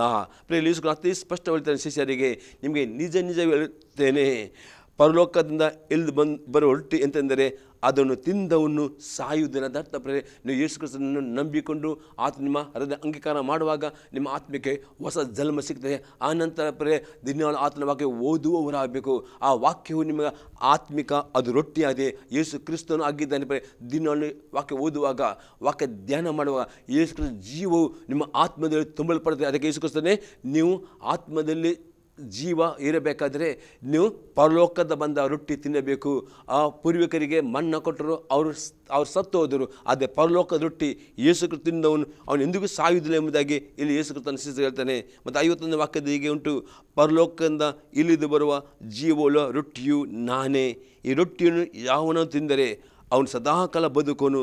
ಮತ್ತು ನಾನು ಕೊಡುವ ರೊಟ್ಟಿ ನನ್ನ ಮಾಂಸವೇ, ಅದು ಲೋಕದ ಜೀವಕ್ಕೋಸ್ಕರ ಕೊಡುವೆನು ಎಂದು ಹೇಳಿದ ಪ್ರೇಮ. ಯೇಸು ಕ್ರಿಸ್ತ ಹೇಳ್ತಾನೆ, ಪೂರ್ವಿಕರು ಆ ಮನ್ನ ತಿಂದರು, ಅವ್ರು ಸತ್ತು ಹೋದರು. ಅದು ಯೇಸು ಕ್ರಿಸ್ತನೇ, ಈಗ ನಾನು ಕೊಡುವ ರೊಟ್ಟಿ ಅದು ಜೀವ ಕೊಡುವ ರೊಟ್ಟಿ, ಅದು ನನ್ನ ಮಾಂಸವೇ. ಅದರ್ಥ ಪ್ರೇರೆ ನೀವು ಯೇಸು ಕ್ರಿಸ್ತ ನಂಬಿಕೆ ಮಾತ್ರವೇ ಅಲ್ಲ, ನೀರಿನಲ್ಲಿ ಸತ್ಕೊಂಡು ಮಾತ್ರ ಅದು 1-2 ಸ್ಟೆಪ್ ಆಗಿದೆ. 3ನೇ ಸ್ಟೆಪ್, ಪ್ರತಿದಿನ ಪ್ರೇರೆ ದೇವರ ವಾಕ್ಯನ ಓದುವವರಾಗಬೇಕು, ವಾಕ್ಯನ ಧ್ಯಾನ ಮಾಡಬೇಕು. ಆಗ ನಿಮ್ಮ ಆತ್ಮಕ್ಕೆ ಜೀವಸೆ. ಆ ಯೇಸು ಕ್ರಿಸ್ತ ವಾಕ್ಯವೇ ನೀವು ಅದು ರೊಟ್ಟಿಯಾಗಿದೆ. ಯೇಸು ಕ್ರಿಸ್ತನೇ ತಾನೇ ವಾಕ್ಯವಾಗಿದೆ ಎಂಬುದಾಗಿ ಅಲ್ಲಿ ಯೇಸು ಕ್ರಿಸ್ತನ ಶಿಷ್ಯರಿಗೆ ಹೇಳ್ತಾನೆ. ಅನಂತರ ನೋಡ್ತೇವೆ ಯೋಹನ ಬರೆದ ಸುವಾರ್ತೆ 6ನೇ ಅಧ್ಯಾಯದಲ್ಲಿ 55ರಿಂದ 58ನೇ ವಾಕ್ಯ ತನಕ ಓದುತ್ತೇನೆ. ಯಾಕೆಂದರೆ ನನ್ನ ಮಾಂಸವೇ ನಿಜವಾದ ಆಹಾರ, ನನ್ನ ರಕ್ತವೇ ನಿಜವಾದ ಪಾನ. ನನ್ನ ಮಾಂಸವನ್ನು ತಿಂದು ನನ್ನ ರಕ್ತ ಕುಡಿಯುವನು ನನ್ನಲ್ಲಿ ಇರುತ್ತಾನೆ, ನಾನು ಅವನಲ್ಲಿ ಇರುತ್ತೇನೆ. ಜೀವಸರ್ಪಣದ ತಂದೆಯು ನನ್ನನ್ನು ಕಳುಹಿಸಿಕೊಟ್ಟಲಾಗಿ ನಾನು ತಂದೆಯಿಂದ ಜೀವಿಸ್ತೇನೆ. ಅದರಂತೆ ನನ್ನನ್ನು ತಿನ್ನುವವನೇ ನನ್ನಿಂದ ಜೀವಿಸುವನು. ಪರಲೋಕದಿಂದ ಇಳಿದು ಬಂದ ರೊಟ್ಟಿ ಇದೇ. ನಿಮ್ಮ ಹಿರಿಯರು ಮನ್ನ ತಿಂದವರು ಸತ್ತರು, ಇದು ಆಗಲ್ಲ. ಈ ರೊಟ್ಟಿಯನ್ನು ತಿನ್ನುವವನು ಸದಾಕಾಲ ಜೀವಿಸುವನು ಎಂದು ಹೇಳಿದನು. ನೋಡ್ತೀವಿ ಪುನಃ ಇಲ್ಲಿ ಯೇಸು ಕ್ರಿಸ್ತನ ಪರಿ ಇನ್ನೊಂದು ರೀತಿಯಲ್ಲಿ ಯೇಸು ಕ್ರಿಸ್ತನೇ, ನನ್ನ ಮಾಂಸವನ್ನು ತಿಂದು ನನ್ನ ರಕ್ತ ಕುಡಿಯುವನು ಅವನು ನಿತ್ಯಕ್ಕೂ ಅವನು ಜೀವಿಸುತ್ತಾನೆ. ಆಗಿದೆ ಪರಿ ಅರ್ಥ ಒಂದು ಆಗಿದೆ, ದೇವರ ವಾಕ್ಯನ ಓದುವುದು, ಧ್ಯಾನಿಸುವುದು, ಅದು ನಿಮ್ಮ ಆತ್ಮಿಕ ಒಂದು ರೊಟ್ಟಿ ಆಗಿದೆ. ಪುನಃ ಯೇಸು ಕ್ರಿಸ್ತನೇ ಎಷ್ಟು ದೇವರ ಓದುತ್ತೀರೋ, ಎಷ್ಟು ವಾಕ್ಯ ಧ್ಯಾನಿಸ್ತಾರೋ, ಯೇಸು ಕ್ರಿಸ್ತ ಮಾಂಸವನ್ನು ತಿನ್ನುತ್ತೀರಿ, ರಕ್ತವನ್ನು ಕುಡಿಯುತ್ತೀರಿ, ಅವ್ರು ನಿತ್ಯಕ್ಕೂ ಅವ್ರ ಜೀವ ಆಗದೆ ಪ್ರಿಯರೇ. ನಿಮಗೆ ಆ ನಿತ್ಯ ನರಕದ ಬೆಂಕಿಯಿಂದ ನಿಮ್ಮ ರಕ್ಷಿಸೋದಕ್ಕೋಸ್ಕರವಾಗಿ ಯೇಸು ಕ್ರಿಸ್ತನು 2023 ವರ್ಷಕ್ಕೆ ಬಂದದ್ದು. ಇದು ಸತ್ಯ ಸಂಗತಿ, ಇದು ಅಂಗೀಕಾರ ಮಾಡುವ ಸತ್ಯ ಎಂಬುದೇ ಅಪೊಸ್ತಲ ಹೇಳ್ತಾನೆ. ಮತ್ತು ಇದು ನಿಮಗೆ ಈ ರಕ್ಷಣೆ ನಿಮಗೆ ಇವತ್ತು ಬೇಕಾಗಿರುತ್ತದೆ. ಅಪೊಸ್ತಲ ಹೇಳ್ತಾನೆ, ಆತನ ಪಾಪಿ ಆದ ಆತನು ಯೇಸು ನಂಬಿ ಆತ ಅಂಗೀಕಾರ ಮಾಡಿದ ದಿನದಿಂದ ಆತನಿಗೆ ದೇವರು ನಿತ್ಯ ನರಕ ಬೆಂಕಿಯಿಂದ ಅವನಿಗೆ ರಕ್ಷಣೆ ಕೊಟ್ಟನು. ಇವತ್ತು ಪ್ರಿಯರೇ, ಈ ನೋಡು ನಿಮಗೂ ಪ್ರಿಯರೇ, ನಿತ್ಯ ನರಕದ ಬೆಂಕಿಯಿಂದ ನಿಮ್ಮ ದೇವರು ಪಾರು ಮಾಡಿ ನಿತ್ಯ ಜೀವದ ಭಾಗ್ಯ ನಿಮಗೆ ಸಿಗಬೇಕಾದ್ರೆ ಈ ಸಂದೇಶವನ್ನು ಮನಪೂರ್ವಕವಾಗಿ ಅಂಗೀಕಾರ ಮಾಡಿರಿ. ಯಾಕಂದರೆ ನಿಮ್ಮ ಪಾಪ ಪರಿಹಾರ ಆಗಬೇಕಾದ್ರೆ ಯಾವುದೇ ಒಳ್ಳೆಯ ಕ್ರಿಯೆಗಳಿಂದ, ಯಾವುದೇ ದಾನ ಧರ್ಮಗಳಿಂದ, ಯಾವುದೇ ಪುಣ್ಯ ಕ್ಷೇತ್ರಗಳಿಂದ, ಯಾವುದೇ ಜಲಸ್ನಾನ ಮಾಡಿ ನಿಮ್ಮ ಪಾಪ ಪರಿಹಾರ ಮಾಡಲಿಕ್ಕೆ ಆಗುವುದಿಲ್ಲ.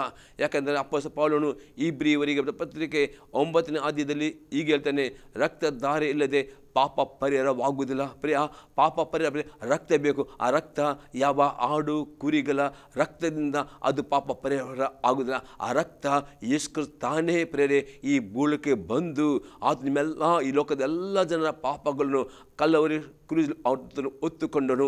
ಎಲ್ಲ ಮನುಷ್ಯರ ಪಾಪ ಸಮರ್ಪಣೆಗೋಸ್ಕರ ಯೇಸು ಕ್ರಿಸ್ತನು ಆ ಕಲ್ಲವರಿ ರಕ್ತವನ್ನು ಕೊಟ್ಟನು.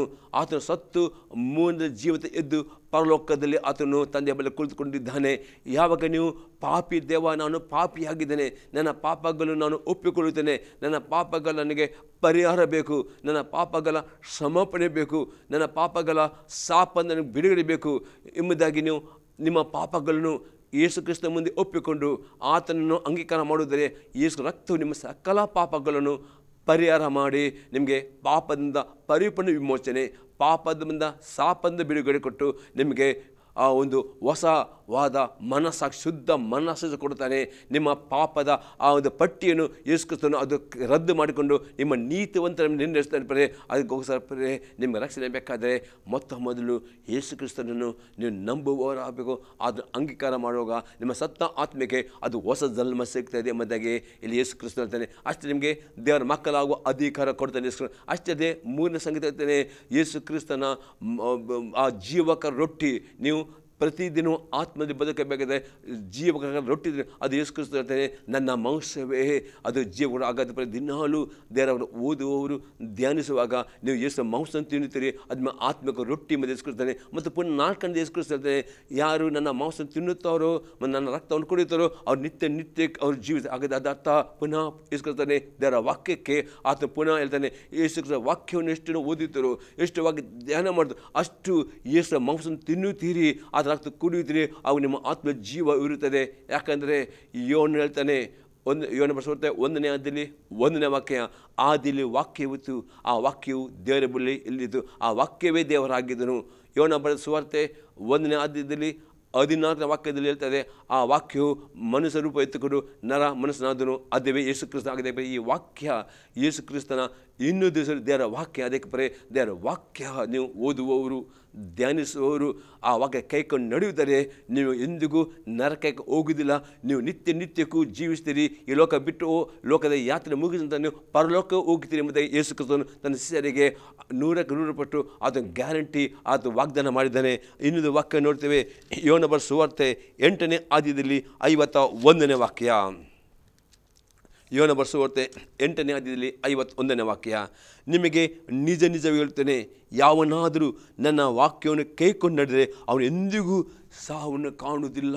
ಪ್ರೇರೆ, ಖಾಲಿ ನಂಬಿಕೆಟ್ಟರೆ ಆಗುವುದಿಲ್ಲ. ಪ್ರೇರೆ, ಫಸ್ಟ್ ಅಂತ ನಂಬಿಕೆಡುವುದು, ಸೆಕೆಂಡ್ ಅಂತ ನೀರಿನ ಮುಳುಗಿದ ಅಂದ್ಕೊಳ್ಳೋದು, ಮೂರನಂತ ದೇವರ ಬಗ್ಗೆ ಓದುವುದು, ಧ್ಯಾನ, 4ನೇ ಹಂತವಾಗಿದೆ. ಪ್ರೇರೆ, ನಿಮಗೆ ನಿಜ ಹೇಳ್ತೇನೆ, ಯಾವನಾದರೂ ನನ್ನ ವಾಕ್ಯವನ್ನು ಕೈಕೊಂಡರೆ ಅವನು ಎಂದಿಗೂ ಸಾವನ್ನು ಕಾಣುವುದಿಲ್ಲ. ಆಗದೆ ನಿತ್ಯಕ್ಕೂ ಜೀವವಿರಬೇಕಾದ್ರೆ ನೀವು ಯೇಸು ಕ್ರಿಸ್ತನು ಪ್ರೇರೆ ಅನೇಕ ಆಜ್ಞೆಯನ್ನು ಕೊಟ್ಟಿದ್ದಾನೆ ಹೊಸ ಉಂಡೆಕಲ್ಲಿ. ಆ ಆಜ್ಞೆಗಳನ್ನು ಕೈಕೊಂಡು ನಡೆಯುವುದಾದರೆ ಎಂದಿಗೂ ನಿಮ್ಮ ಆತ್ಮ ಸಾಯುವುದಿಲ್ಲ, ನಿತ್ಯ ನಿತ್ಯಕ್ಕೂ ಜೀವಿಸ್ತೀರಿ ಎಂಬುದಾಗಿ ಯೇಸು ಕ್ರಿಸ್ತನು ತನ್ನ ಶಿಷ್ಯರಿಗೆ ಹೇಳ್ತಾನೆ ಪ್ರೇರೆ.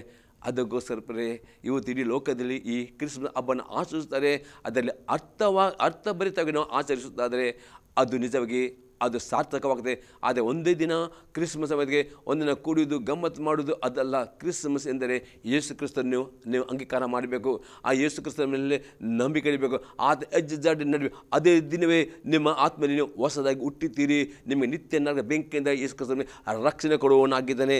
ಇನ್ನೊಂದು ವಾಕ್ಯ ನಾವು ನೋಡ್ತೇವೆ, ಮಾರ್ಕನ್ನು ಬರೋ ಸುವಾರ್ತೆ 16ನೇ ಅಧ್ಯಾಯದಲ್ಲಿ 15 ಮತ್ತು 16ನೇ ವಾಕ್ಯ. ಆಮೇಲೆ ಅವರಿಗೆ, ನೀವು ಲೋಕದ ಎಲ್ಲ ಕಡೆಗೆ ಹೋಗಿ ಜಗತ್ತಿಗೆಲ್ಲ ಸುವಾರ್ತೆಯನ್ನು ಸಾರಿರಿ. ನಂಬಿ ದೀಕ್ಷಾಸ್ನಾನ ಮಾಡಿಸಿಕೊಳ್ಳುವವನು ರಕ್ಷಣೆ ಹೊಂದುವನು, ನಂಬದೆ ಹೋಗುವವನು ದಂಡನೆಗೆ ಗುರಿಯಾಗುವನು. ಪ್ರೇರೆ ಯೇಸು ಕ್ರಿಸ್ತ ಹೇಳ್ತಾನೆ ತನ್ನ ಶಿಷ್ಯರಿಗೆ ಇವತ್ತು ಆಜ್ಞೆ ಕೊಟ್ಟಿದ್ದಾನೆ. ಅದಕ್ಕೋಸ್ಕರ ಈ ಆಶ್ಚರ್ಯ ಟಿ ವಿ ಮಾಧ್ಯಮದ ಮುಖಾಂತರ ಪ್ರೇರೆ ಇಡೀ ಲೋಕಕ್ಕೆ ಈ ಸುವಾರ್ತೆಯು ಸಾರಲ್ಪಡ್ತದೆ. ಯೇಸುಕ್ರಿಸ್ತಂದರೆ ನೀವು ಇಡೀ ಲೋಕಕ್ಕೆ ಸಾರಬೇಕು. ಯಾರು ಈ ಸುವಾರ್ತೆ ನಂಬಿಕೊಂಡು ನೀರಿನಲ್ಲಿ ಮುಳುಗಿ ದೀಕ್ಷೆ ತೆಗೆದುಕೊಳ್ಳುತ್ತಾರೋ ಅವರಿಗೆ ನಿತ್ಯವಾದ ರಕ್ಷಣೆ ಉಂಟು, ಅವರು ನರಕಕ್ಕೆ ಹೋಗುವುದಿಲ್ಲ. ಅದು ಯಾರು ಈ ಸುವಾರ್ತೆ ನಂಬಿ ನೀರಿನ ಸ್ನಾನವನ್ನು ತೆಗೆದುಕೊಳ್ಳುವುದರೋ ಅವರು ದಂಡನೆ ಗುರಿಯಾಗ್ತಾರೆ. ಹಾಗಾದರೆ ಪ್ರೇರೆ ನಿಮಗೆ ನಿತ್ಯ ಜೀವ ಬೇಕು ಪ್ರೇರೆ. ಈ ಸುವಾರ್ತೆ ನಂಬುವವರಾಗಬೇಕು ಮತ್ತು ಈ ಕರ್ತನ ಒಡೆಯನೆಂಬುದಾಗಿ ನೀವು ನೀರಿನಲ್ಲಿ ಮುಳುಗಿ ದೀಕ್ಷೆ ತೆಗೆದುಕೊಳ್ಳುವುದಾದರೆ ನಿಮಗೆ 100% ಯೇಸು ಕ್ರಿಸ್ತ ನಿಮಗೆ ನಿತ್ಯ ಜೀವವನ್ನು ಕೊಡುತ್ತಾನೆ ಎಂಬುದೆಲ್ಲ ಇಲ್ಲಿ ಯೇಸು ಕ್ರಿಸ್ತನ ಶಿಷ್ಯರು ಹೇಳ್ತಾನೆ. ಅದಕ್ಕೆ ಶಿಷ್ಯರು ಪ್ರೇರೆ ಸುವಾರ್ತೆಯನ್ನು ಸಾರಿದರು, ಯಾರು ನಂಬಿದರು ಅವರು ನೀರಿನಲ್ಲಿ ಮುಳುಗಿ ದೀಕ್ಷೆ ತೆಗೆದುಕೊಂಡರು ಎಂಬುದೇನೋ ದೇವರ ವಾಕ್ಯದಲ್ಲಿ ಓದುವರಾಗಿದ್ದೇವೆ ಪ್ರೇರೆ. ಇನ್ನೊಂದು ವಾಕ್ಯ ನಾವು ನೋಡ್ತೇವೆ ಪ್ರೇರೆ, ಅಪೊಸ್ತಲರ ಕೃತ್ಯ 2ನೇ ಅಧ್ಯಾಯದಲ್ಲಿ 37ರಿಂದ 42ನೇ ವಾಕ್ಯ ತನಕ. ಇದನ್ನು ಅವರು ಕೇಳಿ ಹೃದಯದಲ್ಲಿ ಅಲಗು ನೆಟ್ಟಂತಾಗಿ ಪೇತ್ರನನ್ನು ಉಳಿದ ಅಪೊಸ್ತಲರನ್ನು, ಸಹೋದರರೇ ನಾವೇನು ಮಾಡಬೇಕು ಎಂದು ಕೇಳಲು, ಪೇತ್ರನು ಅವರಿಗೆ, ನಿಮ್ಮ ಪಾಪಗಳು ಪರಿಹಾರವಾಗುವುದಕ್ಕಾಗಿ ನಿಮ್ಮಲ್ಲಿ ಪ್ರತಿಯೊಬ್ಬರೂ ದೇವರ ಕಡೆಗೆ ತಿರುಗಿಕೊಂಡು ಯೇಸು ಕ್ರಿಸ್ತನ ಹೆಸರಿನ ಮೇಲೆ ದೀಕ್ಷೆಯನ್ನು ಮಾಡಿಸಿಕೊಳ್ಳಿರಿ, ಆಗ ನೀವು ಪವಿತ್ರಾತ್ಮದಾನವನ್ನು ಹೊಂದುವಿರಿ. ಪ್ರೇರಣೆ ನೋಡ್ತೇವೆ, ಪೇತ್ರನು ಪಂಚಶತಾಬ್ದದಲ್ಲಿ ಪ್ರಸಂಗ ಮಾಡಿದಾಗ ಆ ಪ್ರಸಂಗ ಕೇಳಿದ ಜನರು ಕೇಳಿದರು, ಹಾಗಾದರೆ ನಾವು ರಕ್ಷಣೆ ಬಗ್ಗೆ ಏನು ಮಾಡಬೇಕು? ಆಗ ಅತಿ ಸ್ಪಷ್ಟವಾಗಿ ಹೇಳ್ತಾನೆ, ಅದಲ್ಲದೆ ನಿಮ್ಮ ಪಾಪಗಳು ಪರಿಹಾರವಾಗುವುದಕ್ಕಾಗಿ ನಿಮ್ಮ ಪ್ರತಿಯೊಬ್ಬರು ದೇವರ ಕಡೆ ತಿರುಗಿಕೊಂಡು ಯೇಸು ಕ್ರಿಸ್ತನ ಮೇಲೆ ದೀಕ್ಷೆ ಮಾಡಿಸಿಕೊಳ್ಳುವ. ಅದರ್ಥ ನೀವು ಯೇಸು ಕ್ರಿಸ್ತನ ನಂಬಬೇಕು, ನಿಮ್ಮ ಪಾಪಕ್ಕೆ ಪಶ್ಚಾತ್ತಾಪ ಪಡಬೇಕು ಮತ್ತು ನೀರಿನಲ್ಲಿ ಮುಳುಗಿ ದೀಕ್ಷೆ ತೆಗೆದುಕೊಳ್ಳಬೇಕು ಎಂದು ಪೇತ್ರ. ಮತ್ತು ನೀರಿನಲ್ಲಿ ದೀಕ್ಷೆ ತೆಗೆದುಕೊಳ್ಳುವ ಪ್ರತಿಯೊಬ್ಬರಿಗೆ ಪವಿತ್ರಾತ್ಮನ ಆ ದಾನ, ಪವಿತ್ರಾತ್ಮನ ಆ ವರ ಅಥವಾ ಪವಿತ್ರಾತ್ಮನು ಅವರ ಆತ್ಮನಲ್ಲಿ ಮುದ್ರೆ ಹಾಕ್ತಾನೆ ಎಂಬುದಾಗಿ ಪೇತ್ರನು ಹೇಳುತ್ತಾನೆ ಪ್ರೇರೆ. ಮತ್ತು ಆತ ಹೇಳ್ತಾನೆ, ಆ ವಾಗ್ದಾನ ನಿಮಗೂ ನಿಮ್ಮ ಮಕ್ಕಳಿಗೂ ದೂರವಾಗುವರೆಲ್ಲರಿಗೂ ಅಂತೂ ನಮ್ಮ ದೇವರಾಗಿರುವ ಕರ್ತನು ತನ್ನ ಕಡೆಗೆ ಕರೆಯುವಲ್ಲರಿಗೂ ಮಾಡೋಣವಾಗಿದೆ ಎಂದು ಹೇಳಿದನು. ಇಲ್ಲಿ ಅದರ್ಥ ಅಪಸ್ಪತೆ ಯಾರು ಯೇಸು ನಂಬಿಕೆ ಇಡುತ್ತಾರೋ, ಆತನ ಕರ್ತನ ಅಂಗೀಕಾರ ಮಾಡ್ತಾರೋ, ಪಾಪಕ್ಕೆ ಪಶ್ಚಾತ್ತಾಪ ಪಡುತ್ತಾರೋ ಅವರು ನಾನು ಪಾಪಕ್ಕೆ ಪಶ್ಚಾತ್ತಾಪ ಪಟ್ಟಿದ್ದೇನೆ, ಇನ್ನು ನಾನು ಯೇಸು ಕ್ರಿಸ್ತಕ್ಕೋಸ್ಕರ ಜೀವಿಸ್ತೇನೆ ನಿರ್ಧಾರ ಮಾಡುವವರು ನೀರಿನಲ್ಲಿ ಮುಳುಗಿ ದೇಶ ತೆಗೆದುಕೊಳ್ಳಬೇಕು. ನೀರಿನ ಮುಳುಗಿ ದೇಶ ತೆಗೆದುಕೊಳ್ಳುವಾಗ ಪೇತ್ರನು ಹೇಳ್ತಾನೆ, ಪ್ರತಿಯೊಬ್ಬರಿಗೆ ಯಾವ ಜಾತಿ ಮತ್ತು ಭೇದವಿಲ್ಲದೆ ದೇವರು ತನ್ನ ಪವಿತ್ರಾತ್ಮನ ದಾನ, ಪವಿತ್ರಾತ್ಮನ ವರವನ್ನು, ಪವಿತ್ರಾತ್ಮ ಅವರ ಆತ್ಮದಲ್ಲಿ ಬಂದು ವಾಸ ಮಾಡ್ತಾನೆ, ಪವಿತ್ರ ಅವರ ಆತ್ಮಕ್ಕೆ ಮುದ್ರೆ ಆಗ್ತಾನೆ, ಪವಿತ್ರಾತ್ಮ ಅವರ ಆತ್ಮಕ್ಕೆ ದೇವರ ಹತ್ರ ಆತ್ಮದಿಂದಲೂ ಸತ್ಯ ಆರಾಧನೆ ಮಾಡುವಂಥ ಆ ಒಂದು ಅನ್ಯ ಭಾಷೆ ಅವರನ್ನು ಕೊಡುತ್ತಾನೆ. ಇದು ಪ್ರತಿಯೊಬ್ಬರು ಕೊಡುತ್ತಾನೆ ಎಂಬುದೇ ಪೇತ್ರನು ಹೇಳ್ತಾನೆ ಪ್ರೇರೆ. 40ನೇ ವಾಕ್ಯ ನೋಡ್ತೇವೆ, ಬೇರೆ ಅನೇಕವಾದ ಮಾತುಗಳಿಂದ ಅವನು ಖಂಡಿತವಾಗಿ ಸಾಕ್ಷಿ ನುಡಿದು ವಕ್ರ ಬುದ್ಧಿಯುಳ್ಳ ಈ ಸಂತತಿಯವರಿಂದ ತಪ್ಪಿಸಿಕೊಳ್ಳಿರಿ ಎಂದು ಅವರನ್ನು ಎಚ್ಚರಿಸಿದನು. ಪ್ರೇರೆ, ಈ ದೀಕ್ಷೆ ತೆಗೆದುಕೊಂಡ ನಂತರ ನಿಮ್ಮ ರಕ್ಷಣೆಯನ್ನು ಕಾಪಾಡಿಕೊಳ್ಳುವುದು ನಿಮ್ಮ ಜವಾಬ್ದಾರಿ ಇದೆ. ಅನೇಕರು ಯಾರು ಈ ಸುವಾರ್ತೆ ನಂಬುವುದಿಲ್ಲ ಪ್ರೇರೆ, ಅವರು ನೀವು ಯೇಸು ಕ್ರಿಸ್ತನಲ್ಲಿ ನಂಬಿಕೆ ನಂತರ ನೀರಿನ ಮುಳುಗಿ ದೀಕ್ಷಾಸ್ನಾನವನ್ನು ತೆಗೆದುಕೊಂಡ ನಂತರ ಅನೇಕರು ಪ್ರೇರೆ ಯೇಸು ಕ್ರಿಸ್ತನನ್ನು ತಿರಸ್ಕಾರ ಮಾಡುವವರು, ಪರಲೋಕ ರಾಜ್ಯದ ಸುವಾರ್ತೆಯನ್ನು ತಿರಸ್ಕಾರ ಮಾಡುವರು. ನಿಮಗೆ ನಾನಾ ವಿಧದ ಸುಳ್ಳು ಬೋಧನೆ, ನಾನಾ ವಿಧದ ಕೆಟ್ಟ ಕೆಟ್ಟ ಮಾತುಗಳನ್ನು ನಿಮಗೆ ಬೈಯುವಾಗ, ನಿಂದಿಸುವಾಗ, ಸುಳ್ಳು ಬೋಧನೆ ನಿಮಗೆ ಹೇಳುವಾಗ ಅದರಿಂದ ನೀವು ತಪ್ಪಿಸಿ ನಿಮ್ಮನ್ನು ಕಾಪಾಡಬೇಕು. ಆ ಸುಳ್ಳು ಬೋಧನೆ ಕಿವಿಗೊಡುವರು ಆಗಬಾರದು. ಆ ನಿಂದೆ ಅಪಮಾನ ಬರ್ತದೆ ಎಂಬುದಾಗಿ ಯೇಸು ಕ್ರಿಸ್ತ ಅಲ್ಲಗಳೆಯಬಾರದು. ನೀವು ಕಡೆಯ ತನಕ ಯೇಸು ಕ್ರಿಸ್ತ ಇಟ್ಟು ನಂಬಿಕೆಯಲ್ಲಿ ದೃಢವಾಗಿ ನಿಲ್ಲಬೇಕು ಎಂಬುದಾಗಿ ಇಲ್ಲಿ ಪೇತ್ರನು ಹೇಳ್ತಾನೆ. ನಂತರ 40ನೇ ವಾಕ್ಯ ನೋಡ್ತೇವೆ. ಅವನ ಮಾತಿಗೆ ಒಪ್ಪಿಕೊಂಡವರು, ದೀಕ್ಷೆಯನ್ನು ಮಾಡಿಸಿಕೊಂಡವರು ಆ ದಿವಸ ಸುಮಾರು 3,000 ಜನರು ಅವರಲ್ಲಿ ಸೇರಿದವರು. ನೋಡ್ತೇವೆ, ಈ ಪೇತ್ರನ ಪ್ರಸಂಗ ಕೇಳಿದವರು ಅವರು ಈ ಸತ್ಯ ಸಂದೇಶವನ್ನು ಒಪ್ಪಿಕೊಂಡರು, ಹೌದು ನಂಬಿದರು. ಯೇಸು ಕ್ರಿಸ್ತನು ಈ ಭೂಲೋಕಕ್ಕೆ 2023 ವರ್ಷ ಬಂದದ್ದು ಹೌದು, ಇದು ನಿಜ ಎಂಬುದಾಗಿ ಒಪ್ಪಿಕೊಂಡರು, ಅದು ಅಂಗೀಕಾರ ಮಾಡಿದರು ಮತ್ತು ಅದರ ಗುರುತಾಗಿ ನೀರಿನಲ್ಲಿ ಮುಳುಗಿ ದೀಕ್ಷೆ ಅಂದುಕೊಂಡರು. ನೀರಿನ ಮುಳುಗಿ ದೀಕ್ಷಾ ಸ್ನಾನದ ಅರ್ಥ ಏನೆಂದರೆ, ನಾನು ನನ್ನ ಪಾಪಾದನ ಸ್ವಭಾವಕ್ಕೆ ನಾನು ಸಾಯುತ್ತೇನೆ, ಆ ಸತ್ತ ಸ್ವಭಾವವನ್ನು ಯೇಸು ಕ್ರಿಸ್ತನ ನಾಮದಲ್ಲಿ ಮುಳುಗಿ ದೀಕ್ಷಿಸಿಕೊಳ್ಳುವಾಗ ನಾನು ಅದಕ್ಕೆ ದಪನ ಮಾಡುತ್ತೇನೆ ಮತ್ತು ಯೇಸುಗಳೊಟ್ಟಿಗೆ ಹೊಸ ವ್ಯಕ್ತಿಯಾಗಿ ಜೀವಿಸ್ತೇನೆ ಎಂಬುದಾಗಿ ಆ ನೀರಿನಲ್ಲಿ ಮುಳುಗಿ ದೀಕ್ಷೆ ತೆಗೊಳ್ಳುವ ಅರ್ಥವಾಗಿದೆ. ಇನ್ನೊಂದು ಅರ್ಥ ಅಂದರೆ, ಯಾರ್ಯಾರು ನೀರಿನಲ್ಲಿ ಮುಳುಗಿ ದೀಕ್ಷೆ ತಗೊಳ್ತಾರೋ ಅವರು ಯೇಸು ಕ್ರಿಸ್ತನ ಮರಣದಲ್ಲಿಯೂ ಆತನ ಪುನರುತ್ಥಾನದ ಪಾಲುಗಾರಾಗ್ತಾರೆ. ಅವರು ಸತ್ತರು, ಅವರು ಯೇಸು ಕ್ರಿಸ್ತನ ಆ ತುತ್ತಿರಿ ಊದುವಾಗ ಅವರು ಎಬ್ಬಿಸಲ್ಪಡುತ್ತಾರೆ ಮತ್ತು ಮೇಘವಾಹನದಲ್ಲಿ ಪರಲೋಕಕ್ಕೆ ಎತ್ತಲ್ಪಡುತ್ತಾರೆ ಎಂಬುದಾಗಿ ಅಪೊಸ್ತಲ ಪೌಲನು ಹೇಳುತ್ತಾನೆ. ಹಾಗಾದರೆ ನೀವು ರಕ್ಷಣೆ ಹೊಂದಬೇಕಾದರೆ ನೀವು ಯೇಸು ಕ್ರಿಸ್ತನ ನಂಬಿಕೊಂಡುದು ಮಾತ್ರವಲ್ಲ, ನಂಬಿಕೊಂಡ ನಂತರ ನಿಮ್ಮ ಪೂರ್ವ ಸ್ವಭಾವಕ್ಕೆ ನೀವು ಸತ್ತಿದ್ದೀರಿ ಎಂಬುದಾಗಿ ಆ ಗುರುತು ಹಾಕಿಕೊಂಡು ನೀರಿನ ಮುಳುಗಿ ದೀಕ್ಷೆ ತಗೊಳ್ಳಬೇಕು. ಅದರ್ಥ, ನಾನು ಕ್ರಿಸ್ತನ ಮರಣದಲ್ಲಿ ನಾನು ಪಾಲುಗಾರಾಗುತ್ತೇನೆ, ನನ್ನ ಪೂರ್ವ ಸ್ವಭಾವವನ್ನು ನಾನು ದಪನ ಮಾಡ್ತೇನೆ, ಇನ್ನೊಂದು ಯೇಸು ಕ್ರಿಸ್ತನ ಒಟ್ಟಿಗೆ ಹೊಸ ವ್ಯಕ್ತಿ ಜೀವಿಸ್ತೇನೆ ಆ ತೀರ್ಮಾನ, ಆ ಒಂದು ಪ್ರತಿಜ್ಞೆ ಮಾಡುವುದು, ಅದು ನೀರಿನ ಮುಳುಗಿ ದೀಕ್ಷೆ ತಗೊಳ್ಳುವುದು ಆಗಿದೆ. ಆನಂತರ 40ನೇ ವಾಕ್ಯ ನೋಡ್ತೇವೆ. ಇವರು ಅಪೊಸ್ತಲ ಬೋಧನೆ ಕೇಳಿದರಲ್ಲಿಯೂ ಸಹೋದರ ಅನ್ಯತಿಯೂ ರೊಟ್ಟಿ ಮುರಿದಲ್ಲಿಯೂ ಪ್ರಾರ್ಥನೆಗಳಲ್ಲೂ ನಿರತರಾಗಿದ್ದು. ಈ ನೀರಿನ ಮುಳುಗಿ ದೀಕ್ಷೆ ತಗೊಂಡ ನಂತರ ನೀವು ಯಾರು ನಿಮಗೆ ನೀರಿನ ಮುಳುಗಿ ಕೊಟ್ಟಿದ್ದಾರೋ, ಯಾರು ನಿಮಗೆ ಆ ದೇವರ ವಾಕ್ಯನ ಬೋಧಿಸಿದ್ರು ಆ ಸಭೆಗೆ ನೀವು ನಂಬಿಗಸ್ತರಾಗಿ ಅದನ್ನು ಸಭೆಯನ್ನು ಬಿಡದೆ ಪ್ರತಿ ಆದಿತ್ಯವಾರ ದಿವಸ ನೀವು ಪ್ರಾರ್ಥನೆಯಲ್ಲಿಯೂ ರೊಟ್ಟಿ ಮರದಲ್ಲೂ ನೀವು ಐಕ್ಯವಾಗಿರಬೇಕು. ಈ ರೀತಿ ನೀವು ಇರುವುದಾದರೆ ಯೇಸು ಕ್ರಿಸ್ತ ನಿಮ್ಮನ್ನು ನಿತ್ಯ ಜೀವನ ಕೊಡುತ್ತಾನೆ. ನೀವು ಎಂದಿಗೂ ನಿಮ್ಮ ಆತ್ಮ ನರಕಕ್ಕೆ ಹೋಗದೆ ನಿಮ್ಗೆ ಪರಲೋಕದಲ್ಲಿ ಕೊಡ್ತಾರೆ. ಅಷ್ಟೇ ಲೋಕದ ಜೀವಿಸುವಾಗ ದೇವರು ವಾಗ್ದಾನ ಎಲ್ಲ ಆಶೀರ್ವಾದವನ್ನು ಯೇಸು ಕ್ರಿಸ್ತ ನಿಮಗೆ ಕೊಡುವನಾಗಿದೆ, ಆರೋಗ್ಯನ ಕೊಡುವನಾಗಿದೆ, ಬಿಡುಗಡೆ ಕೊಡುವಂತೆ ಎಲ್ಲ ದೇವರು ಕೊಡುವನಾಗಿದೆ. ಅಷ್ಟೇ ಅದೇ ನಿತ್ಯ ಜೀವವನ್ನು ನಿಮಗೆ ಕೊಡುವನಾಗಿದೆ. ಇನ್ನೊಂದು ವಾಕ್ಯ ನೋಡ್ತೇವೆ, ಯಾಕೆ ನೀರಿನ ಮುಳುಗಿ ದೀಕ್ಷೆಗಳು ಅದು ಅಗತ್ಯ ಎಂಬುದಾಗಿ ನಾವು ರೋಮಾಪುರದವರಿಗೆ ಬರೆದ ಪತ್ರಿಕೆ 6ನೇ ಅಧ್ಯಾಯದಲ್ಲಿ 1ನೇ ವಾಕ್ಯದಿಂದ ನಾವು 7ನೇ ವಾಕ್ಯ ತರ ನೋಡ್ತೇವೆ. ರೋಮನ್ಸ್ 6:1-7. ಹಾಗಾದರೆ ಏನು ಹೇಳೋಣ? ದೇವರ ಕೃಪೆಯು ಹೆಚ್ಚಲಿ ಎಂದು ನಾವು ಪಾಪದ ಇನ್ನೂ ಇರಬೇಕು, ಎಂದಿಗೂ ಇರಬಾರದು. ಪಾಪದ ಪಾಲಿಗೆ ಸತ್ತವರ ನಾವು ಇನ್ನೂ ಅದರಲ್ಲೇ ಬದುಕುವುದು ಹೇಗೆ? ಕ್ರಿಸ್ತ ಯೇಸುವಿನಲ್ಲಿ ಸೇರುವುದಕ್ಕೆ ದೀಕ್ಷೆಯನ್ನು ಮಾಡಿಸಿಕೊಂಡವರ ನಾವೆಲ್ಲರೂ ಆತನ ಮರಣದಲ್ಲಿ ಪಾಲುಗಾರಾಗುವುದಕ್ಕೆ ದೀಕ್ಷೆಯನ್ನು ಮಾಡಿಸಿಕೊಂಡೆವು ನಿಮಗೆ ತಿಳಿಯೋದು. ಅವನು ಹೇಳ್ತಾನೆ, ಯೇಸು ಕ್ರಿಸ್ತನಲ್ಲಿ ನಂಬಿಕೆಟ್ಟವರು ಆತನ ಒಟ್ಟಿಗೆ ಸೇರಬೇಕಾದ್ರೆ, ಆತನ ಒಟ್ಟಿಗೆ ನೀವು ಅನ್ಯ ಇರಬೇಕಾದ್ರೆ ನೀರಿನಲ್ಲಿ ಮುಳುಗಿ ದೀಕ್ಷೆ ಅಂತ ಕಲಿಬೇಕು. ಅದು ಅರ್ಥ ನೀವು ಆ ಯೇಸು ಕ್ರಿಸ್ತನ ಮರಣದಲ್ಲಿ ಪಾಲುಗಾರಾಗುತ್ತೀರಿ ಎಂಬುದೇ ಅದು ಅರ್ಥ ಎಂಬುದೇ ಅಪೊಸ್ತಲ ಪೌಲನು ಹೇಳ್ತಾನೆ. 4ನೇ ವಾಕ್ಯದಲ್ಲಿ, ಈಗಿರಲಾಗಿ ನಾವು ದೀಕ್ಷೆಯನ್ನು ಮಾಡಿಸಿಕೊಂಡಾಗ ಆತನ ಮರಣದಲ್ಲೇ ಪಾಲುಗಾರಾಗಿ ಆತನಿಗೆ ಉಣ್ಣಲ್ಪಟ್ಟೆವು. ನೀರಿನಲ್ಲಿ ಮುಳುಗಿದ ಅತಿ ಅಗತ್ಯವಾಗಿದೆ. ಯಾಕಂದರೆ ನೀರಿನ ಮುಳುಗಿ ದೀಕ್ಷೆ ಅಂದುಕೊಳ್ಳುವಾಗ ಯೇಸು ಕ್ರಿಸ್ತನ ಮರಣದಲ್ಲಿ ಪಾಲುಗಾರಾಗುತ್ತೀರಿ ಮತ್ತು ಆತನೊಂದಿಗೆ ನಿಮ್ಮ ಪೂರ್ವ ಸ್ವಭಾವವನ್ನು ಉಣ್ಣಲ್ಪಡುತ್ತೀರಿ ಎಂಬುದಾಗಿ ಇದು ಅರ್ಥವಾಗಿದೆ.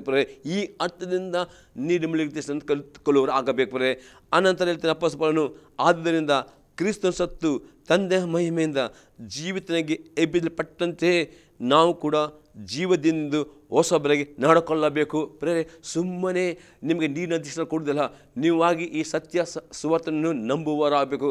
ನೀವಾಗಿ ತೀರ್ಮಾನ ಮಾಡಬೇಕು, ನನಗೆ ಪರಲೋಕ ಬೇಕಾ ಅಥವಾ ನರಕ ಬೇಕಾ? 2 ಮಾರ್ಗ ಉಂಟು. ಯೇಸು ಕ್ರಿಸ್ತನೇ ನಾನೇ ಮಾರ್ಗವು, ನಾನೇ ಸತ್ಯವು, ನಾನೇ ಜೀವವು, ನನ್ನ ಹೊರತು ಬೇರೆ ಯಾರಿಗೂ ಪರಲೋಕ ಹೋಗಲಿಕ್ಕೆ ಆಗುವುದಿಲ್ಲ. ಹಾಗಾದರೆ ಪರಲೋಕ ಹೋಗಬೇಕಾದ್ರೆ ಯೇಸು ಕ್ರಿಸ್ತ ನಂಬುವುದು ಮಾತ್ರ ಆತನ ಆಜ್ಞೆ ಇದೆ. ಆತನ ಆಜ್ಞೆ ಆಗಿದೆ ನೀರಿನ ಮುಳುಗಿ ದೀಕ್ಷೆ ಅಂದುಕೊಳ್ಳುವುದು. ಅದರ್ಥ ಆತನ ಮರಣದ ಪಾಲುಗಾರಾಗ್ತೀರಿ ಮತ್ತು ನೀವು ತೀರ್ಮಾನ ಮಾಡಬೇಕು, ನೀರಿನ ಮುಳುಗಿ ದೀಕ್ಷೆಗಳು ನಾನು ಇವತ್ತಿನಿಂದ ನನ್ನ ಪೂರ್ವ ಸ್ವಭಾವಕ್ಕೆ ನಾನು ಸಾಯುತ್ತೇನೆ, ಇನ್ನು ನಾನು ಯೇಸು ಕ್ರಿಸ್ತನನ್ನು ನಾನು ಹಿಂಬಾಲಿಸ್ತೇನೆ, ಹೊಸ ವ್ಯಕ್ತಿಯಾಗಿ ನಾನು ಜೀವಿಸ್ತೇನೆ. ಯೇಸುಗಳ ವಾಕ್ಯ ಈ ತೀರ್ಮಾನ ಮಾಡುವಾಗ ನಿಮ್ಮ ಆತ್ಮದಲ್ಲಿ ಬಿಡುಗಡೆ ಬರ್ತದೆ.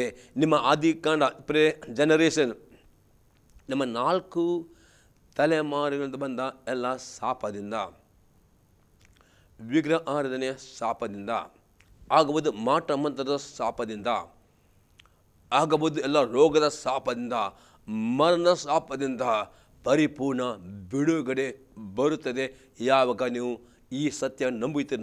ನೀನು ಮುಳಿದಿ ನಾನು ತೆಗೆದುಕೊಳ್ಳಿ, ಯಾಕೆಂದರೆ ನನ್ನ ಪಾಪದ ಸ್ವಭಾವಕ್ಕೆ ನಾನು ಯೇಸು ಕ್ರಿಸ್ತನ ಮರಣದಲ್ಲಿ ನಾನು ಪಾಲುಗಾರಾಗುತ್ತೇನೆ ಮತ್ತು ನಾನು ಯೇಸು ಕ್ರಿಸ್ತನೊಟ್ಟಿಗೆ ಹೊಸ ವ್ಯಕ್ತಿ ತೀರ್ಮಾನ ಮಾಡುವ ನಿಮಗೆ ಪರಿಪೂರ್ಣ ಬಿಡುಗಡೆ ಬರುತ್ತದೆ. 5ನೇ ನೋಡ್ತೇವೆ, ಏಕೆಂದರೆ ನಾವು ಆತನ ಮರಣಕ್ಕೆ ಸದೃಶವಾದ ಮರಣವನ್ನು ಹೊಂದಿ ಆತನ ಐಕ್ಯವಾಗಿದ್ದರೆ ಆತನ ಪುನರುತ್ಥಾನಕ್ಕೆ ಸದೃಶವಾದ, ಹೇಗೆಂದರೆ ನಾವು ಆತನ ಮರಣಕ್ಕೆ ಸದೃಶವಾದ ಮರಣವನ್ನು ಹೊಂದಿ ಆತನ ಐಕ್ಯವಾಗಿದ್ದರೆ ಆತನ ಪುನರುತ್ಥಾನಕ್ಕೆ ಸದೃಶವಾದ ಪುನರುತ್ಥಾನವನ್ನು ಹೊಂದಿ ಆತನ ಐಕ್ಯವಾಗುವೆವು. ಮತ್ತೆ ಹೇಳ್ತಾನೆ, ನೀಲಿ ಮುಳುಗಿಸಿಕೊಂಡು ನಿಮಿತ್ತವಾಗಿ ಆತನ ಮರಣದಲ್ಲಿನೂ ಪಾಲುಗಾರಾಗುತ್ತೀರಿ, ಐಕ್ಯವಾಗಿದೆ.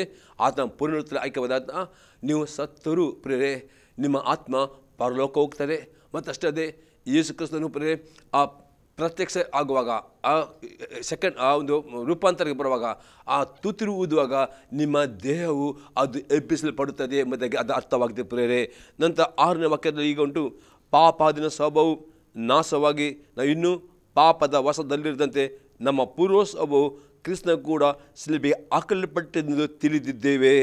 ಸತ್ತವನು ಪಾಪದ ವಶದಿಂದ ಬಿಡು ಹೊಂದಿದ್ದಾನಷ್ಟೇ. ಹಾಗಾದರೆ ಪಾಪದ ಬಂಧನದಿಂದ, ಪಾಪದ ಶಾಪದಿಂದ, ಜನ ಶಾಪದಿಂದ ಬಿಡಾಗಬೇಕಂದ್ರೆ ನೀವು ಸತ್ತವನು ಇಲ್ಲದೆ ಹೇಳುವ ಸತ್ತವನು ಪಾಪದ ಸತ್ತವನಂತ ನಂಬಿಕೆ ಮುಖಾಂತರ ನೀವು ನೀರಿನ ಮುಳುಗಿಸಿಕೊಳ್ಳುವಾಗ ನೀವು ಇದು ಅರ್ಥ ಮಾಡಬೇಕು. ಇದು ನಾನು ನೀರಿನ ಮುಳುಗಿಸಿ ಯಾಕೆಂದರೆ ನನ್ನ ಪೂರ್ವ ಸ್ವಭಾವಕ್ಕೆ, ನನ್ನ ಪಾಪ ಸ್ವಭಾವಕ್ಕೆ ನಾನು ಸಾಯುತ್ತೇನೆ ಮತ್ತು ಯೇಸು ನಾನು ಪಾಲುಗಾರಾಗುತ್ತೇನೆ. ಆದರೆ ಆವಾಗ ನಿಮ್ಮೆಲ್ಲ ಪಾಪದ ಶಾಪದ ಪರಿಪೂರ್ಣ ಬಿಡುಗಡೆ ನಿಮಗೆ ಆಗುತ್ತದೆ ಬರೇ.